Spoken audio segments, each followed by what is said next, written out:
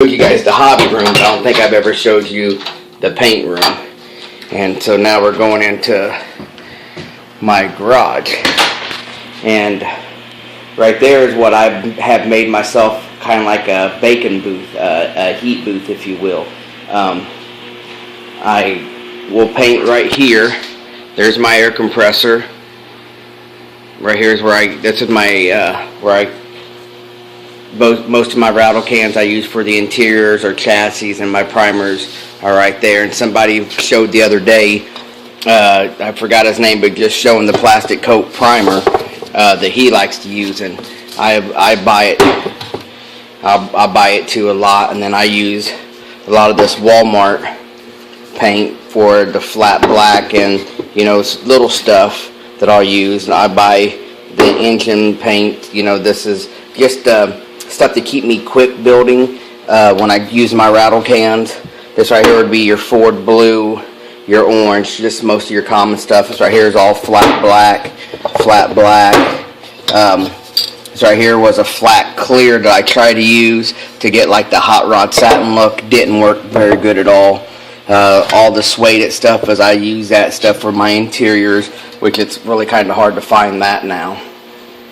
But here's my paint booth, my paint stand, I should say. This right here is where this right here is chrome, where I do some of my chroming for my lowrider stuff. But usually I have this all cleaned up, all the rattle cans in that box, and then all my mix cans right here. I paint with these guns here. There's my big gun for bigger projects, lace that I use for my paint.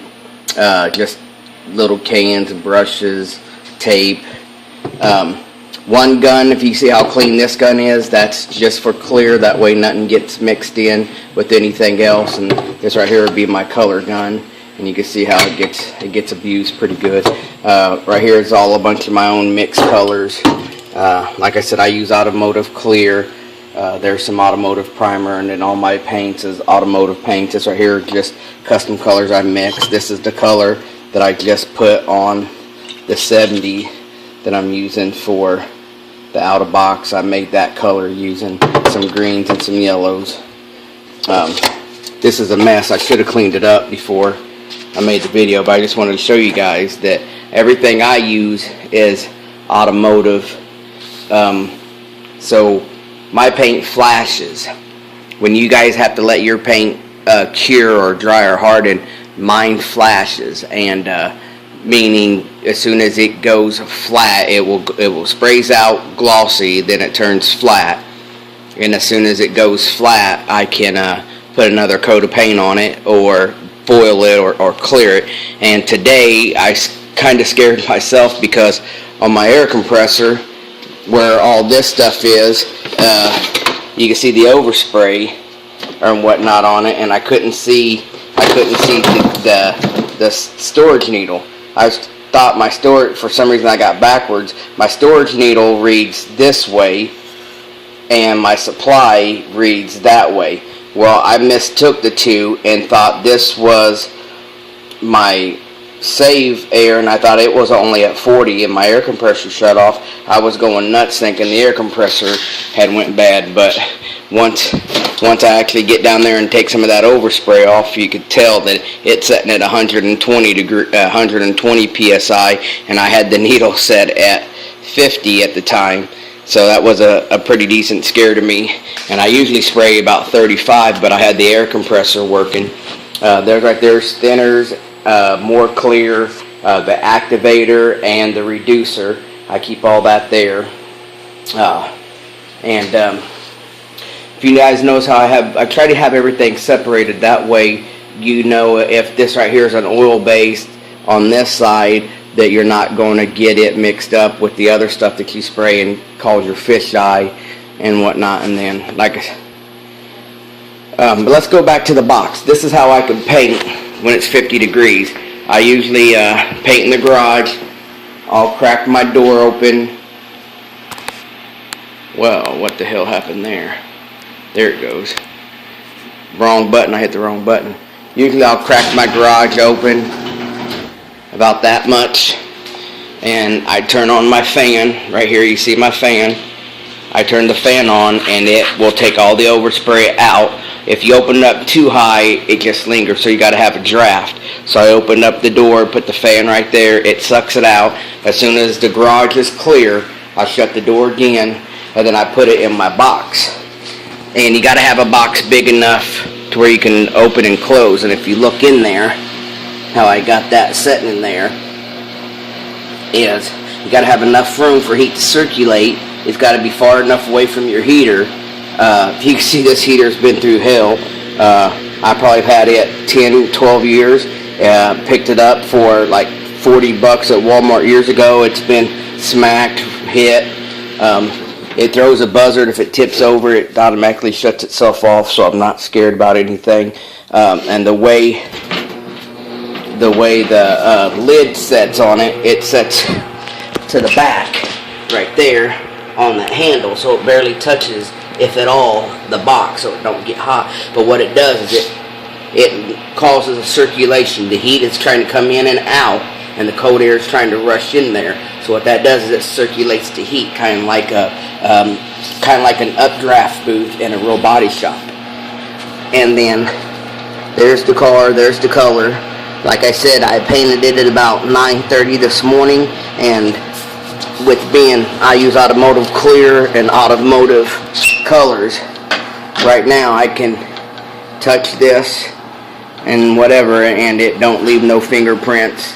I was asked how can I build them so quick and make them look so good. Is even though this right here is out of box, I still went base coat, clear coat. I built it just as if I was doing just doing it for a real show, real competition. And if you hear the heater shuts off, I got it on a cycle, so that way it's not constant heat. But you can see, and like I said, right now I can hold it and do whatever, when most have to wait 4 or 5 days before they can touch a car after they clear it, before it will leave fingerprints. But like I said, mine's probably been baking in there, inside this box, since about 10, because I started painting at about 9.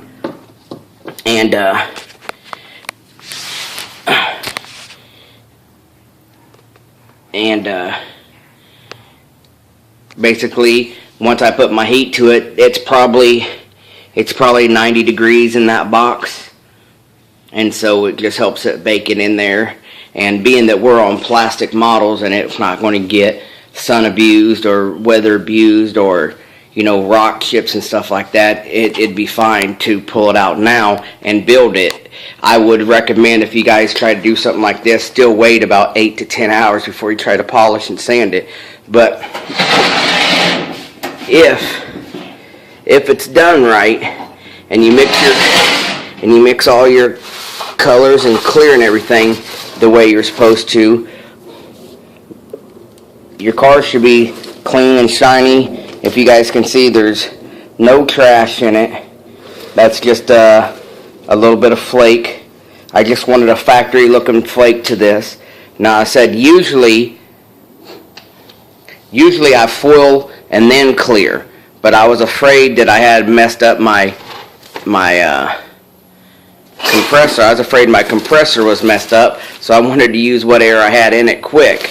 And so this time I'm going to have to foil it like this. So what I'll probably do is take it out of the bakers now, out of the hot box is what I call it.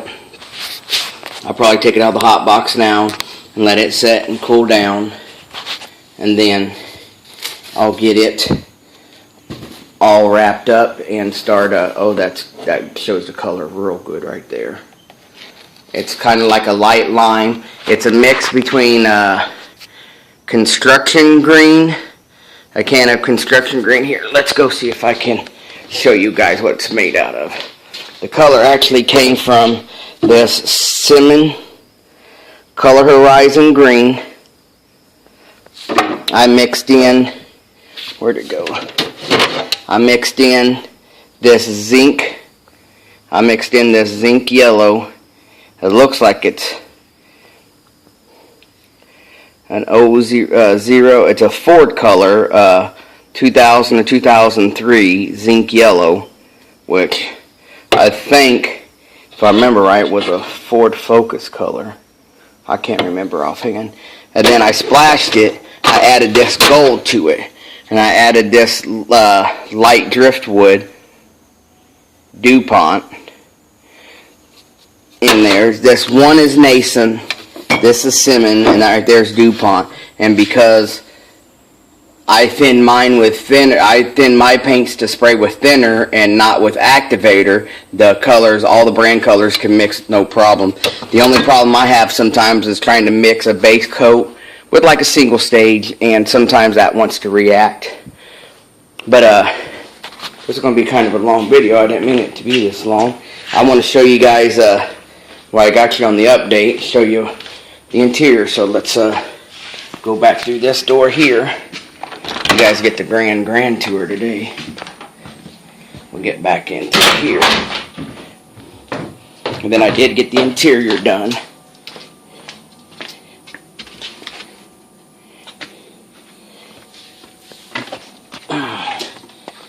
So there's the interior's done now. I got the foil on there, the wood grain, the chrome inserts on the seat. The seats are trimmed out. Dash is done and trimmed out. Steering wheel's done and trimmed out. I didn't want to put the floor shifter in there, but this is out of box. If I was to build this my way, I would have had a column shifter added in there, but I'm trying to stay true to the out of the box, and we just did that. Now I want to show you guys something now that I'm holding the phone like this. I made this for me. My camera went to shit, so I made this. I took an old phone case that it was warped. My wife bought it off the internet, and it was warped, and it wouldn't hold my phone right. So what I did is I just made this out of the paint thing, and then, oops, sorry about that.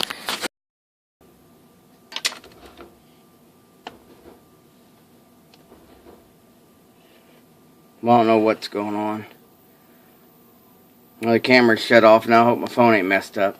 But now I got this little stand here set up, and this is a little camera stand that I use. And now I can move this and mix it. Oh shit! Well, that's a wrap on that. It was working fine. Then I hit the wrong damn button. Oh man, this turned into a mess. Alright, there we go.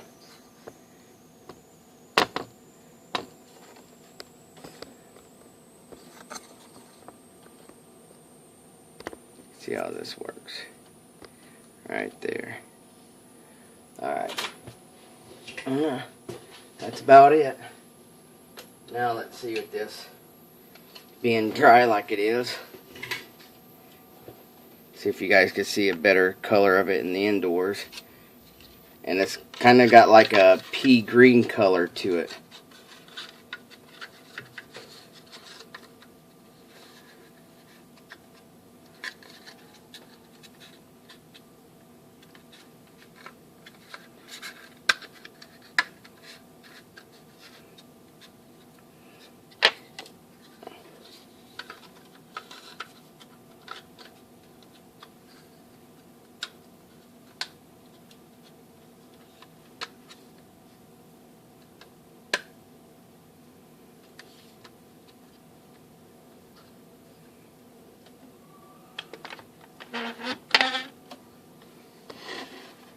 And I guess that's what it's going to look like when I get the interior in it and the outside color. And there's still a lot of work to do. Just got to get it done. I appreciate you guys following me along and listening to what I had to say this morning. It's going to be it's one of those builds that I didn't care for at first, but then after I started getting into it, it's going to be, yeah, you guys can see it. Now time to do the foil work and whatnot to it and take it from there.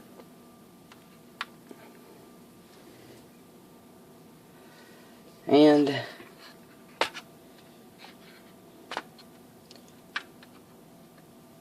that's that's about it.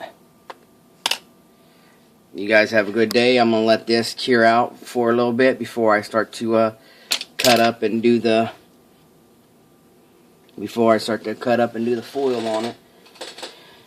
And see what that turns out to be like.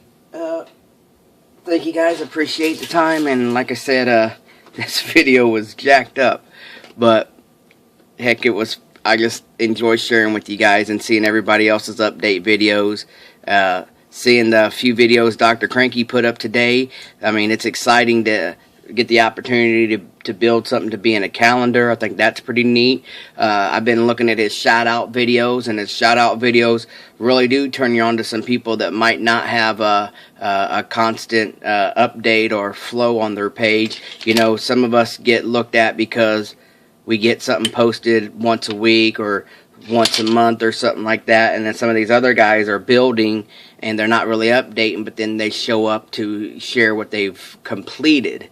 So sometimes we don't notice those unless somebody turns us on to them. So those shout out videos are really, really neat too. So well, that's about it for me, guys. I'll get you updated as soon as this is foiled up and ready to be done. Hopefully I might work on it tonight, if not tomorrow, and see if I can't get her finished up. Once it's clear coated, man, I want to get her done and get her to a piece where I can look at complete. I hate them setting in color. So you guys have a good day. Thank you.